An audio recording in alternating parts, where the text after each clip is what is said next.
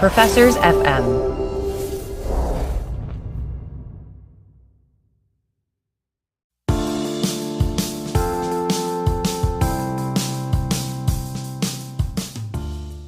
I'm Bridget Stomberg. And I'm Lisa DeSimone. And this is Taxes for the Masses.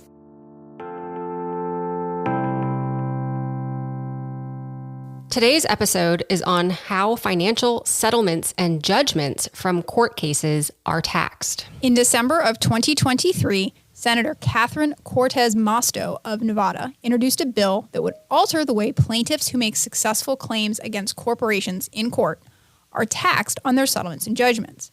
In today's episode, we discuss how settlements and judgments are currently taxed by recipients, as well as arguments for changes to the current law.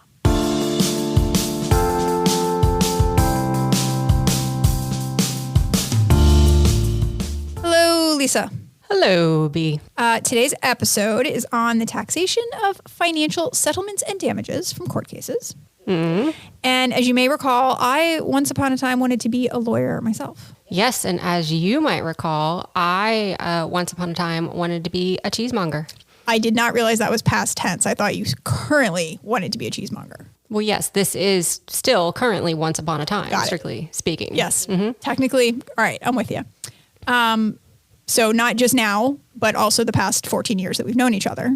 Details. All right. So what I was going to say is that I really like this topic because it combines my interest in the legal process and attorneying and procedural crime dramas. Mm-hmm. Yes. With taxes. So well done to you on choosing this topic. You know, I think in all things in life, I aim to please. You do. And just a suggestion, next time you choose a topic for us to cover, you might take into account my love of cheese. Just a suggestion. I do want to point out that I believe our entire indirect tax episode used cheese as an example. And I think that's as good as it can get. I'm not really sure how we're going to be able to do an entire episode on tax and cheese. And that's depressing because that means I'm just going to remain a lowly tax professor who dreams of one day maybe being a full-time taster and purveyor of cheese. I hope you can sleep at night. I actually sleep great at night. Thanks for asking. All right, so moving on to our goals for today. First, we're going to talk about how settlements and judgments are currently taxed under everyone's favorite, the Internal Revenue Code. Second, we'll talk about the bill proposed in Congress to change that tax treatment. And third, we'll talk about arguments for and against changing the way settlements and judgments are taxed. So 3 things. Lisa, kick us off by answering this very basic question. I'm throwing you a softball. Okay. What do we mean when we say settlement or judgment? Sure. Yeah. So what we're talking about here are damages. And there are 2 ways you can get damages, which are essentially money from a lawsuit. So the first scenario, the court orders the defendant, who's the person getting sued, to pay the plaintiff, who's the person doing the suing, some amount of money as compensation for the wrongdoing, things like pain and suffering. Okay, so if the court orders it, that's a judgment. Got it. Second scenario is the plaintiff can agree to end their lawsuit in return for the defendant agreeing to pay you some amount of money. This is called a settlement. Okay, got it. So judgment, the court is making you do it. Settlement, you're kind of doing it on your own to get rid of the trial in the first place. Yes. Okay, so hypothetically, just making up an example. Sure. Let's say I get sideswiped coming home from spring break through no fault of my own. Okay. And break my finger. Did this happen to you? This happened to me. When? Are we talking about like spring break, like when you were in college, so you were driving back from the beach? Spring break while I was in college, freshman year, driving back home to Tampa from Gainesville, got sideswiped on Archer Road. Never saw it coming. Okay. Not my fault, but I've been damaged, obviously. Clearly. It was not a head injury, believe it or not. So I've been damaged, and I sued the other driver for money to compensate me for my pain, suffering, and, the end of my potential career as a concert pianist. Which I'll note you can't even say with a straight face. And the end of my potential career as a concert pianist. Okay, that was a little bit better, but I'm still rolling my eyes. Thank you.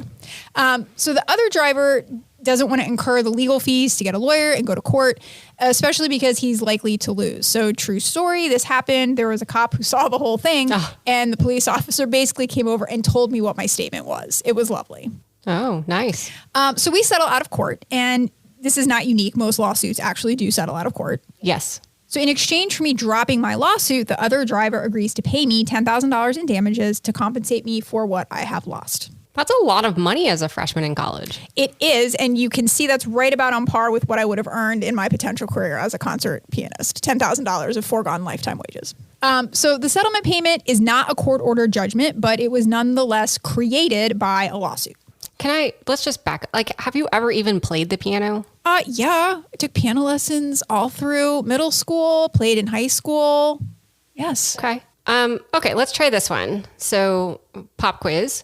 What is the tax treatment of judgments and settlements as received by a taxpayer? I love it when you ask me questions like this because I'm going to go straight to the Internal Revenue Code. I do. And when you're asking me about income received, I'm going straight to Code Section 61. Hell yeah.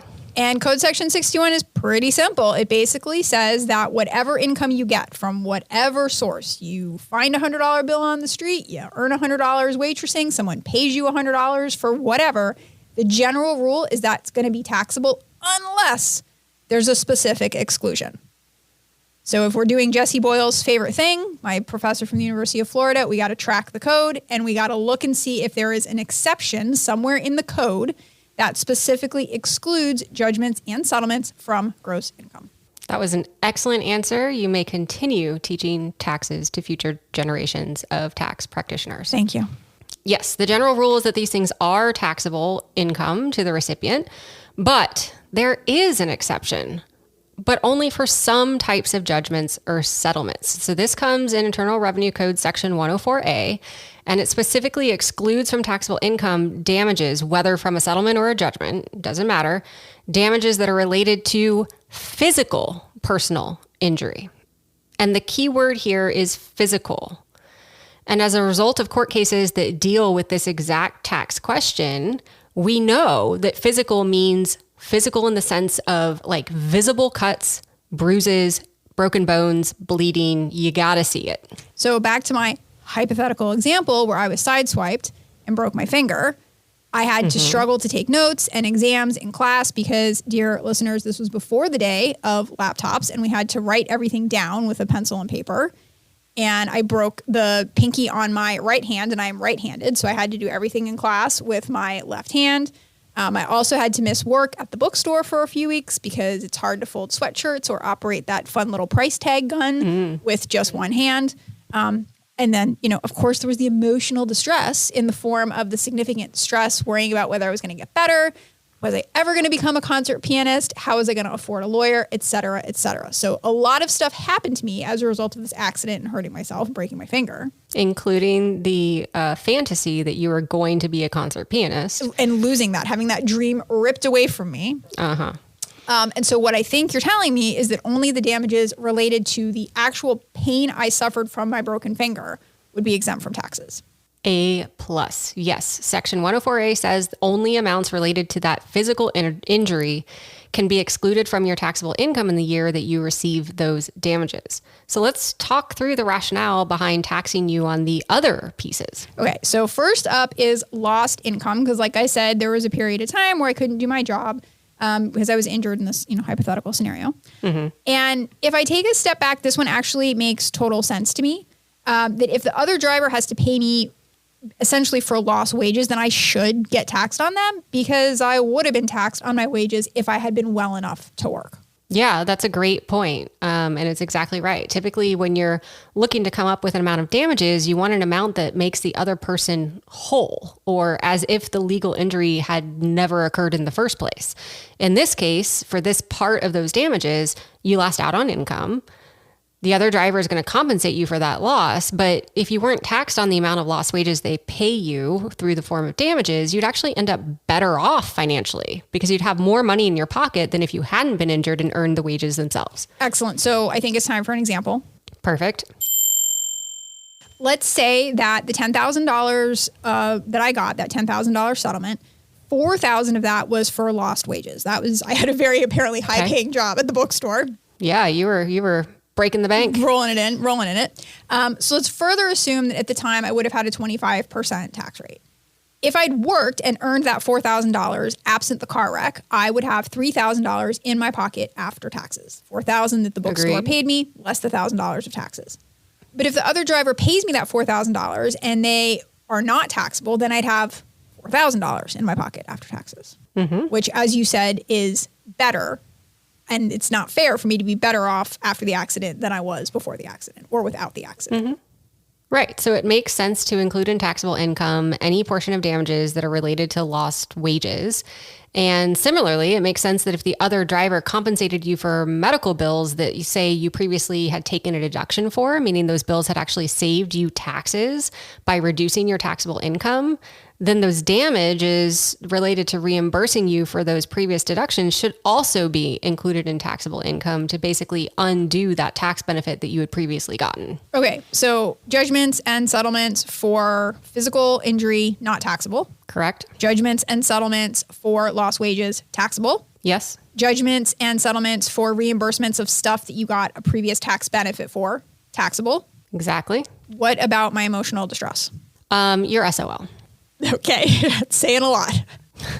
Unfortunately, that exception in 104A only relates to physical injury, not to emotional or psychological injuries, including emotional distress. So anything that you get related to emotional distress is going to be taxable income. So that's a bummer. Yeah. I've also heard that in some cases, the court can order the other party to pay your legal expenses, like your attorney's fees. And that can be pretty valuable if you wind up going to court, because you can rack up attorney's fees quite Super valuable. quickly. Yep. Mm-hmm. So what about the money I get for my attorney's fees? Are those going to be taxed as well? Yes, unfortunately, in many cases, those are taxed. And that's exactly what the Democratic senator from Nevada intends to change with the bill that she proposed. Okay, I like the sound of that. Tell me more. Stay tuned.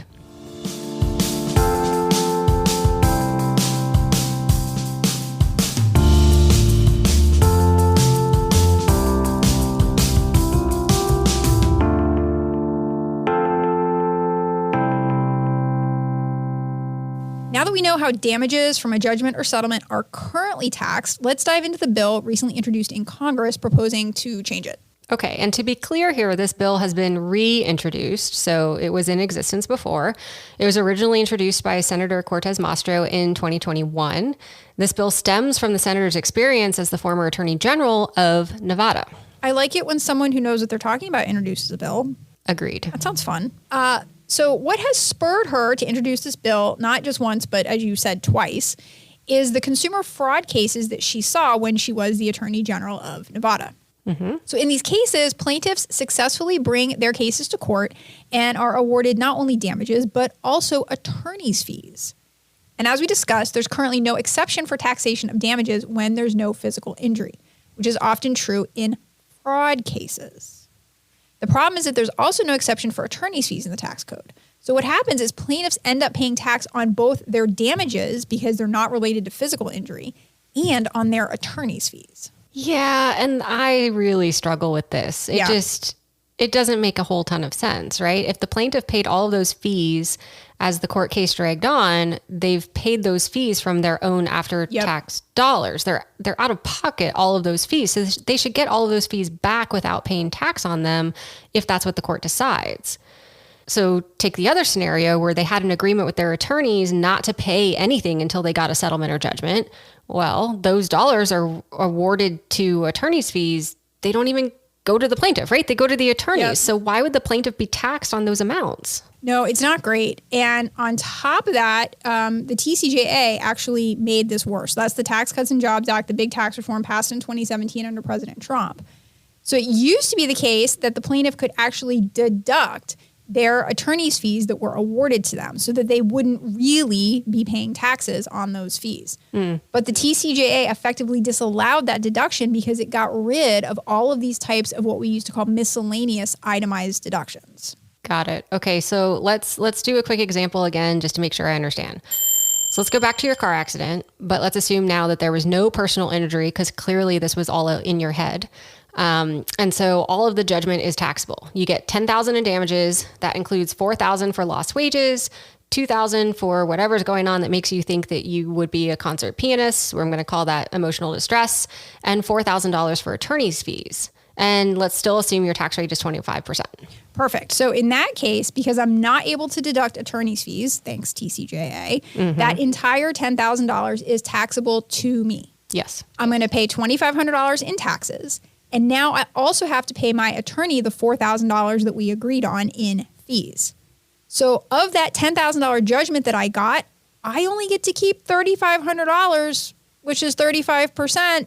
And that's no bueno. Yeah, it's no bueno indeed. And this is what some people refer to as the plaintiff double tax trap, because clearly we needed a clever name for this. Yes. You're not only taxed on the portion of damages you get to keep, but because all of the damages are awarded to you, they pass through you, even if you then remit them to your attorney, you're also taxed on the portion that you fork over to that attorney. And what really sucks about all of this is that once the attorney gets those fees, the attorney is going to get taxed on those fees as well. Yeah. So I, as the poor plaintiff, am paying tax on that, in this example, $4,000 as part of the judgment. I then hand that $4,000 to my attorney, and then they're getting taxed on it because it's their income. It's the government basically double taxing the same $4,000 of income. I don't like it. How does it make sense?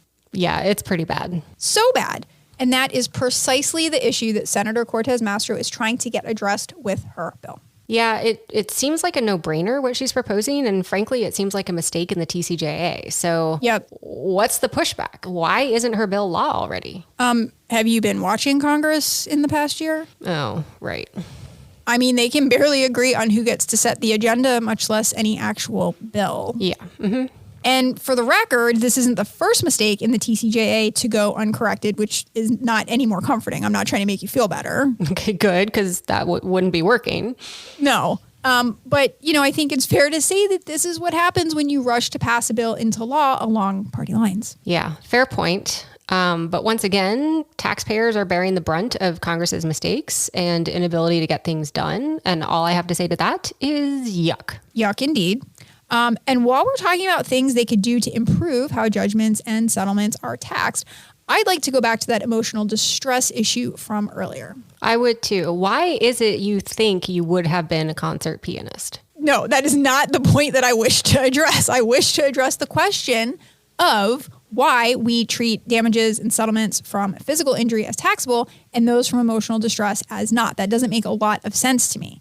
Let's take me out of it for a moment and ask seriously, what if someone is not able to go about their normal life because they have PTSD or some other serious, legitimate mental health issue as a result of the wrongdoing of the other party? How is that different from cuts and bruises? Yeah, I think that's a really good question. So let's try to come up with an answer here, because I agree with you. The disparity in treatment is not obvious as to why that's happening. I think there may be two things going on here. First, go back to the language I used earlier, where physical injury had to be visible, right? Emotional distress is harder to verify than physical injury. And I don't know if you've heard, but I've heard we have a very litigious culture here in the US. I have no experience with that whatsoever. Okay, so fair point. Someone could potentially easily allege that they were suffering emotional or mental harm as a result of a damage caused by somebody else. And it might be harder to verify than an injury that actually occurred, like a broken bone or something that I can see. Exactly. Okay. So that's one explanation. I'm not saying it's a great explanation, but I'm saying it's an explanation. Yeah, I hear you. Second, the awareness of the toll that mental health issues can take on a person, I would say, is relatively recent, at least relative to when these court cases and laws were decided. Yeah, I think that's a really good point to explain why we are here. Mm-hmm. But my response to that would be, we do know now. Yes, we do. So are we in the right place, or shouldn't we be making some changes? Yes, I agree. And to revisit a point you raised earlier, have you been watching Congress in the past year? I wish, can I have a wish? You can have whatever you like. I wish Congress was good for something. Yeah, don't hold your breath.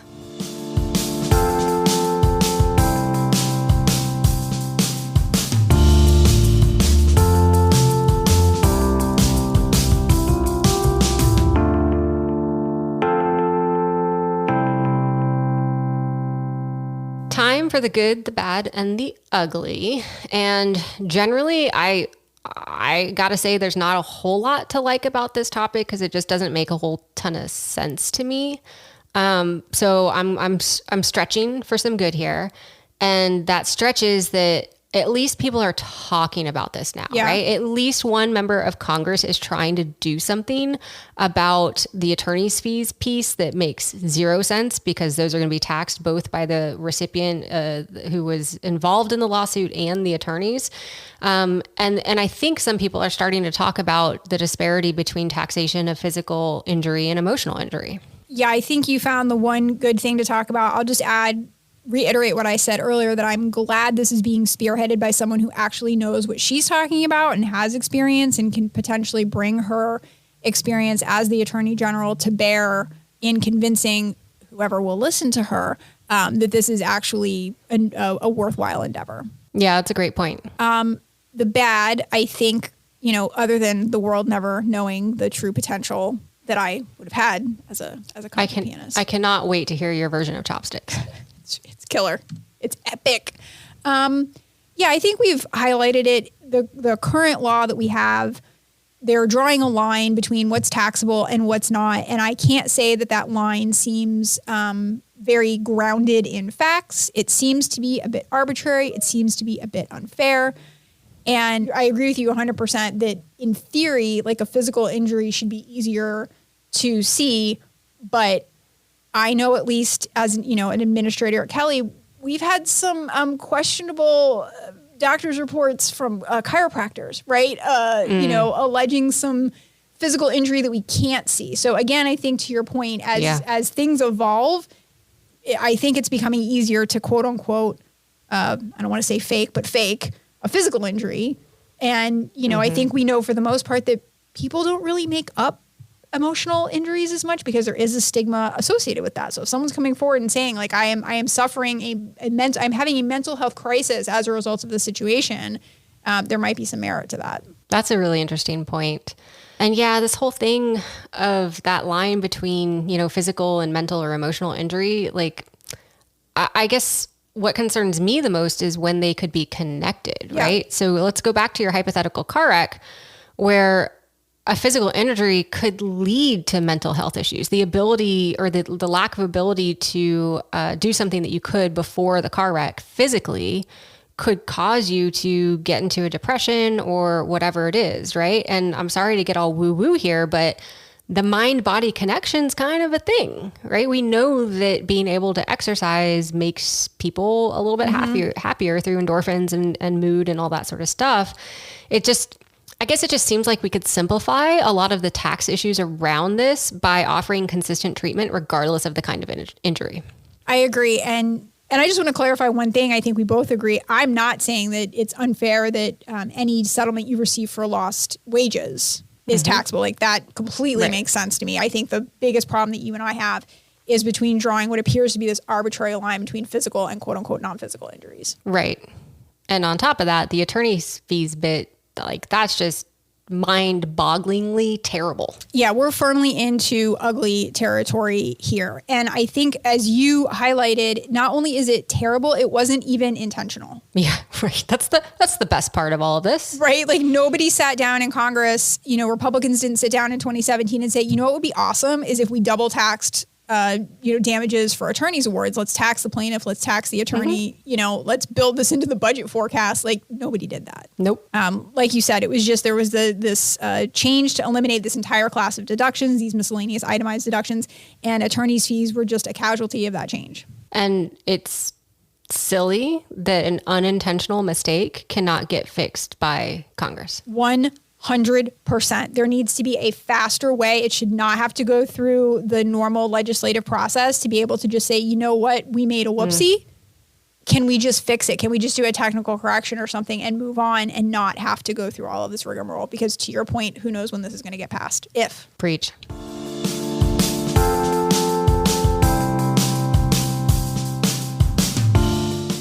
Well, that's all we have time for today. Be sure to join us for more tax nerdery on future episodes of Taxes for the Masses.